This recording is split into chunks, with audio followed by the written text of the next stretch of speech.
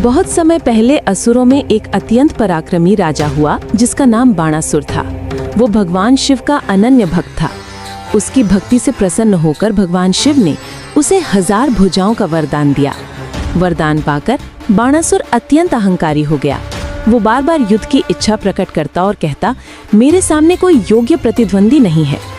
एक दिन उसने भगवान शिव से कहा, मुझे ऐसा शत्रु चाहिए जो मेरे साथ युद्ध कर सके। शिव जी ने मुस्कुराकर आशीर्वाद दिया और कहा कि समय आने पर उसकी इच्छा पूरी होगी। बाणासुर की एक पुत्री थी उषा, जिसने स्वप्न में श्री कृष्ण के पौत्र अनिरुद्ध को देखा और उसी से प्रेम कर बैठी। अपनी सखी चित्रलेखा की सहायता से उसने अनिरुद्ध को महल में लाकर विवाह का संकल्प कर लिया। जब बाणासुर को यह ज्ञात हुआ तो वो क्रोधित होकर अनिरुद्ध को कैद कर लिया। ये समाचार द्वारका पहुंचा। श्री कृष्ण और बलराम ने बाणासुर पर आक्रमण किया। युद्ध अत्यंत भयानक हुआ। बाणासुर की 1000 भुजाएं शस्त्रों से सुसज्जित होकर श्री कृष्ण पर प्रहार करने लगीं। श्री कृष्ण ने सुदर्शन चक्र का प्रयोग कर उसकी भुजाओं को एक एक करके काट डाला। युद्ध के अंत में भगवान शिव स्वयं बाणासुर की रक्षा के लिए उपस्थित हुए। शिव और कृष्ण में भीषण संग्राम हुआ।